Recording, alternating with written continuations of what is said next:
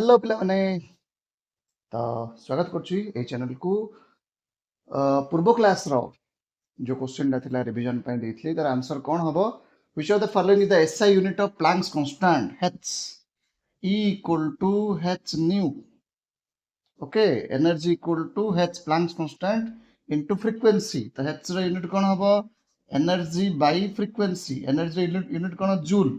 Frequency unit होची time period रो reverse माने सेकंड इनवर्स टा जदी न्यूमरेटर को आसीबो ताले कोन आंसर हो जूल सेकंड इनवर्स टा कोन हो सेकंड तो आंसर हो सी जूल इनटू सेकंड ओके तो आज रो ई क्लास रे हम पढिबा बोर्स एटॉमिक मॉडल ओके तो बोर्स एटॉमिक मॉडल बोर कौन कले रदरफोर्ड जहाँ कही नथिले तांको ड्रॉबैक को सुधारिबा को चेष्टा कले तो Bohr's atomic model row first point होची सेम जिंस रदरफोर्ड जहाँ कहितले कि एटम रो सेंटर रे अछि न्यूक्लियस आ ई न्यूक्लियस चारि पटे कि सर्कुलर पाथ अछि से सर्कुलर पाथ रे कोन ना इलेक्ट्रॉन माने घुरुचंती किंतु एठी बोर बड़ इंपोर्टेंट कथा कहले कि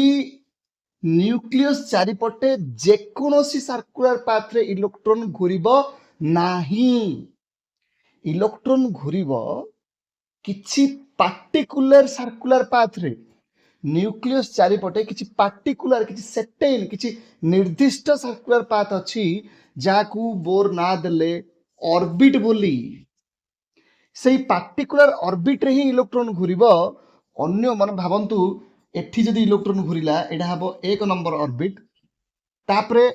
आउट रास्ता एठी इलेक्ट्रॉन घुरिबो दुई नंबर ऑर्बिट तो एक और दुई नंबर मु जदि गोटे सर्कुलर ऑर्बिट अंकन करि देबी जे कोनोसी आ एठी इलेक्ट्रॉन घुरिबो बोली कहबी एटा हबो नाही किछि पार्टिकुलर ऑर्बिट रे ही इलेक्ट्रॉन घुरिबो को पार्टिकुलर ऑर्बिट रे इलेक्ट्रॉन घुरिबो जो पार्टिकुलर ऑर्बिट एही नियम को मानिबो कोन ना सेई इलेक्ट्रॉन रे सेई ऑर्बिट रे घुरुतबा इलेक्ट्रॉन रो स्पीड होची v ए इलेक्ट्रॉन रो मास होची m आउ से ऑर्बिट रो रेडियस होची r तो mvr को जदि मल्टीप्लाई कर दे मास ऑफ इलेक्ट्रॉन वेलोसिटी और speed of electron radius of the circular orbit याकु मु कहबी एंगुलर मोमेंटम कोन कहबी एंगुलर मोमेंटम बोली कहबी ठीक अछि ये कोन हबो nh/2 पाई हबो इटा h कोन प्लैंक्स कांस्टेंट 2 पाई पाई रा वैल्यू 3.14 एटी n कोन n होची गोटे इंटीजर 1 2 3 4 ठीक अछि मनर मु कोई n रा वैल्यू को मनर भाबी एठी n रा वैल्यू होची 1.5 कोडी 2.5 सेई जगह रे सर्कुलर ऑर्बिट अंकन करी कहबी इलेक्ट्रॉन घुरिबो हबो नाही जो सर्कुलर ऑर्बिट रे इलेक्ट्रॉन रो angular momentum integral multiple of h/2 pi हबो सेई सर्कुलर ऑर्बिट रे ही इलेक्ट्रॉन माने घुरिबो तार अर्थ होला न्यूक्लियस चारिपटे कि सर्कुलर ऑर्बिट जगह अछि कि सेटेन एमिति कंटीन्यूअसली जे कोन सर्कुलर पाथ रे घुरिबो नि इलेक्ट्रॉन किछि पार्टिकुलर सर्कुलर पाथ रे घुरिबो को पार्टिकुलर ऑर्बिट रे घुरिबो जो ऑर्बिट रे इलेक्ट्रॉन रो एंगुलर मोमेंटम n माने इंटीग्रल मल्टीपल हबो h/2 पाई रो बर्तमान आमे 2 नंबर पॉइंट को जिबा तो आमे जानले जदि एटा गोटे न्यूक्लियस ता चारिपटे एमिति सब किछि पार्टिकुलर सर्कुलर पाथ अछि जोठी इलेक्ट्रॉन जाको न्यूक्लियस चारिपटे घुरुचंती एही सर्कुलर पाथ को ऑर्बिट बोली कुआ गला ए ऑर्बिट रो फिक्स्ड रेडियस रहइबो रेडियस चेंज हबोनी फिक्स्ड एनर्जी मध्य रहइबो ठीक अछि केते रेडियस केते एनर्जी मु कहिबी आपण मानकू तो बर्तमान जेहेतु एमानकर एनर्जी फिक्स्ड तो बोर ए ऑर्बिट मानकू ना देले आ गोटे से ऑर्बिट मानकू ना देले एनर्जी सेल मध्य बोली कुआ ए ऑर्बिट मानकू कोन कुआला एनर्जी सेल ठीक अछि बर्तमान न्यूक्लियस रो ठीक पाखरे फर्स्ट जो एनर्जी लेवल बा एनर्जी सेल बा जो ऑर्बिट अछि ताकू बोर कहले ना देले के सेल ठीक अछि के तापरे कोन आसीबो के परे L shell M shell N shell एमिति तो प्रथम सेल रो ना होची के सेल तापरे L shell M shell n shell ठीक अच्छे तो एठी जदि नंबरिंग आमे करिबा ताहले k रो n रो वैल्यू आसी 1 n कोन आमे आगु बुझिबा क्वांटम नंबर रे ठीक अच्छे l सेल 2 नंबर सेल तो 2 नंबर पे n केता हबो 2 simple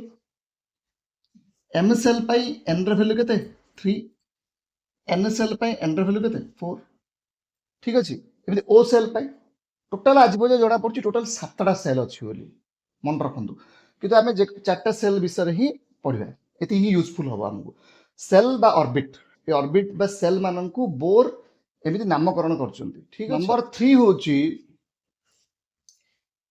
maximum number of electrons present in a cell or orbit तार फॉर्मूला होची 2n square k shell l shell m shell एई ऑर्बिट मानकरे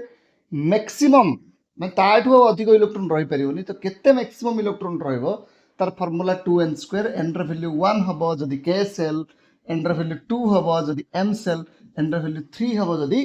l सेल मु पचरिबी m सेल रे maximum केतरा electron रहइबो तो m cell पाई KLM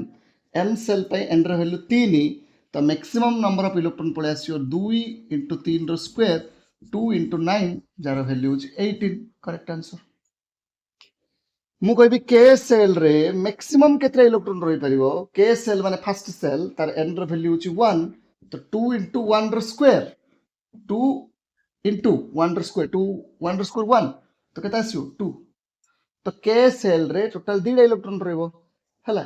एमिति l cell रे m cell रे हमें 2n स्क्वायर फार्मूला पकई की बाहर करि परिबा बर्तमान नेक्स्ट जानिबा ए जो इलेक्ट्रॉन माने निज निजर ऑर्बिट चारिपटे ऑर्बिट रे घुरुचंद न्यूक्लियस चारिपटे ए माने निजर ऑर्बिट रे जते बेले घुरुथिबे निजर जो angular momentum equal to nh/2 pi निजर पेरेंट ऑर्बिट रे घुरुथिबे ना कोनोसी एनर्जी एब्जॉर्ब करिवे ना कोनोसी एनर्जी रेडिएट करिवे किंतु जदि ए इलेक्ट्रॉन को बाहर किछि एनर्जी दिया जाए ताहले एमाने हायर एनर्जी सेल बा ऑर्बिट को जंप करिवे तो निजे जो एडा आपण मानकर नेक्स्ट पोस्टुलेट कि एटा जे न्यूक्लियस एठी गोटे इलेक्ट्रॉन अछि जे कि घुरुची कोनोसी एनर्जी रिलीज करूनी कि एनर्जी किछि एब्जॉर्ब करूनी माने इलेक्ट्रॉन रो ए एक नंबर ऑर्बिट टा होछ निज ऑर्बिट ताहले एई ऑर्बिट रो कुआ जीवो ग्राउंड स्टेट बोली कुआ जीवो ग्राउंड स्टेट इलेक्ट्रॉन टा वर्तमान ग्राउंड स्टेट रो अछि जदि बाहर किछि एनर्जी याकू दिया गला बाहर जदि किछि एनर्जी दिया गला सेई एनर्जी को एब्जॉर्ब करी कि इलेक्ट्रॉन कोन करिवो जंप करिवो हायर ऑर्बिट जतला हायर ऑर्बिट को जीवो सेते बेले सेही स्टेट को कुआ जीवो एक्साइटेड स्टेट किंतु दुखर विषय कि मात्र 10 to power -10 सेकंड पर्यंत इलेक्ट्रॉन ए एक्साइटेड स्टेट रहिबो आ जहा एनर्जी एब्जॉर्ब करथिला सेही एनर्जी को सी रेडिएट कर दबो इलेक्ट्रोमैग्नेटिक रेडिएशन आकार रे आ पुनर्बार निजर ग्राउंड स्टेट को पळे आसीबो ये थिला ग्राउंड स्टेट आउ एक्साइटेड स्टेट रो तो बर्तमान बड़ इंपोर्टेंट जिनस हमें डिस्कस करबा जोड़ा होची एनर्जी केते तो बोर बहुत सारा मैथमेटिकल कैलकुलेशन करके जेकोसी ऑर्बिट रो इलेक्ट्रॉन रो एनर्जी रो वैल्यू को मापिया पे गोटे फार्मूला देले आमे से फार्मूला को मन रखिबा से फार्मूला होची en माने energy of the nth orbit en माने कोन एनर्जी ऑफ nth ऑर्बिट मु पूरा सिंपल लैंग्वेज रे बुझौची जेंति प्रॉपर्ली कॉम्प्लेक्स थ्योरी जाक बुझा पड़िबो आपण नोट धरि कि टिके नोट डाउन करंतु ओके nth ऑर्बिट माने कोन मु कोई फर्स्ट ऑर्बिट बा k सेल रो एनर्जी मु केमे लिखि e1 माने फर्स्ट सेल बा k सेल रो एनर्जी रो वैल्यू सेकंड ऑर्बिट रो कोन हो e2 माने सेकंड ऑर्बिट बा कोन l सेल रो एनर्जी रो वैल्यू e2 एमे लिखिबी e3 तो थर्ड ऑर्बिट माने KLM M cell row energy value तो n माने जेकोसी nth ऑर्बिट रो एनर्जी रो वैल्यू हबो माइनस माने नेगेटिव रे आसीबो 13.6 z square by n square ev Etah first मन रखिया फार्मूलाटा तापर बुझिया एक्चुअली कोन हैला। तो ये गोटे इंपोर्टेंट जिनस मन रखिया कि बोर को थ्योरी केवल मोनो इलेक्ट्रॉनिक स्पेसीज माननकु ही एप्लीकेबल माने मोनो इलेक्ट्रॉनिक माने जो एटम बा आयन रे केवल गोटे इलेक्ट्रॉन थिबो माने हाइड्रोजन भली हाइड्रोजन को अप्लाई हे परिबो हेची रे तो दुईटा इलेक्ट्रॉन अछि हेची प्लस गोटे इलेक्ट्रॉन लॉस कर देला माने आकु अप्लाई हे परिबो लिथियम रो तीनटा अछि Li2 प्लस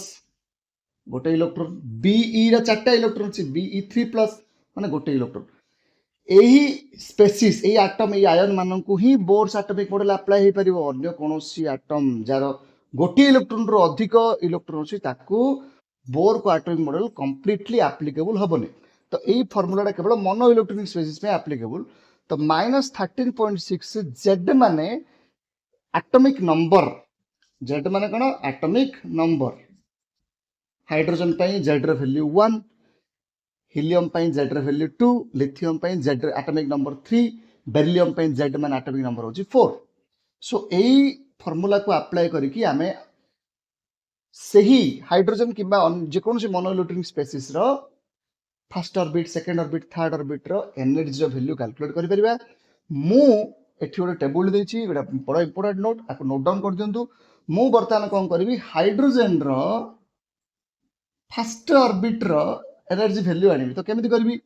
-13 पॉइंट्स अच्छा इवी होची गोटे एनर्जी रो यूनिट एटॉमिक स्ट्रक्चर बा एटम्स जेतला हम पाठ पढिबा सेतला हम इवी यूनिट को यूज करबा हैला। इवी कम कोडी कहि दोची इवी रो वैल्यूटा भी लिखि दोची एठी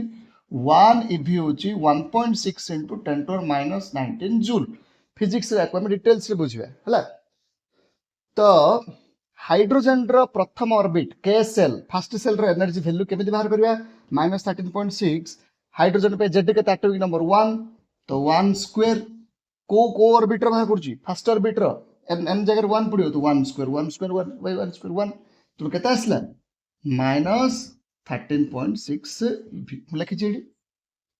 E1 केता आसला -13.6 एमिति हाइड्रोजन रो सेकंड ऑर्बिट रो एनर्जी वैल्यू इडा थर्ड ऑर्बिट फोर्थ ऑर्बिट एमिति कैलकुलेशन करी लिखि छी आपण माने नोट कर दियौ। मु कोन कहली कि जो ऑर्बिट जाक अछि बा एनर्जी सेल अछि से मानकर फिक्स्ड एनर्जी तो एनर्जी रो वैल्यू हम बाहर करि परले फिक्स्ड रेडियस मध्य। तो रेडियस बाहर करिया पे फार्मूला होची रेडियस ऑफ ऑर्बिट से जो इलेक्ट्रॉन माने घुरुचंती तार भी फार्मूला अछि मन रखंतु Rn radius of nth orbit जे कोनोसी first orbit R1 second orbit radius R2 0.53 into n square by z Armstrong माने 10⁻⁻10 मीटर एटा होची फार्मूला माने हाइड्रोजन रो फर्स्ट ऑर्बिट बाहर करे कोन 0.53 n स्क्वायर फर्स्ट n माने फर्स्ट ऑर्बिट n रो वैल्यू 1 स्क्वायर z केते हाइड्रोजन रो एटॉमिक नंबर 1 तो answer आसी 0.53 Armstrong। एबे तो radius of third orbit fourth orbit आमे एही फार्मूला को यूज करिकि बाहर करि परिबा। ये थिला आपण मानकर बोर्स एटॉमिक मॉडल। तो जल्दी गोटे क्वेश्चन को दोची आपण मानक सॉल्व करियो ट्राई करंतु। नेक्स्ट वीडियो रे हम पढिबा किछि additional information Bohr's atomic model related आउ क्वांटम नंबर बहुत इंपोर्टेंट बहुत सारा क्वेश्चन आसियो मु जोटा नेक्स्ट वीडियो रे आपण मानक लेक्चर देबी। ओके चलंतु क्वेश्चन गोटे करबा। Okay so Bohr's atomic model related गोटे question which orbit of He plus ion monoelectronic species has the same energy He plus ion रो को ऑर्बिट रो एनर्जी सेम रहबो इक्वल रहबो का सहित हाइड्रोजन एटम रो first orbit रो एनर्जी सहित He plus ion रो को ऑर्बिट रो एनर्जी हाइड्रोजन एटम रो फर्स्ट ऑर्बिट रो एनर्जी सहित समान रहबो। First option A first orbit second orbit third orbit fourth orbit He plus ion रो ए को ऑर्बिट रो एनर्जी हाइड्रोजन एटम रो फर्स्ट ऑर्बिट रो एनर्जी रो वैल्यू सहित इक्वल हबो। जल्दी कमेंट सेक्शन रे एही क्वेश्चन रो आंसर मते कोंतु आउ नेक्स्ट वीडियो रे हम देखाबा क्वांटम नंबर आउ किछि इंपोर्टेंट जिंस जोडा कि हमर जे hydrogen spectrum de Broglie wavelength Heisenberg uncertainty principle ए सब छोट छोट टॉपिक आउ क्वांटम नंबर नेक्स्ट वीडियो रे हम पढिबा। आउ मोर जदि वीडियो को भल लागला ताहाले YouTube चैनल को सब्सक्राइब कर दियंतु आउ जहां भी क्वेरी अछि कमेंट सेक्शन रे जणांतु आउ मोर टेलीग्राम ग्रुप रो लिंक जोड़ा आपको मोर डिस्क्रिप्शन रे अच्छी सेठी आपन गले फ्री रे आपन ई बुक पीडीएफ बहुत सारा रिसोर्स आपन पाई परिबे। धन्यवाद, थैंक यू।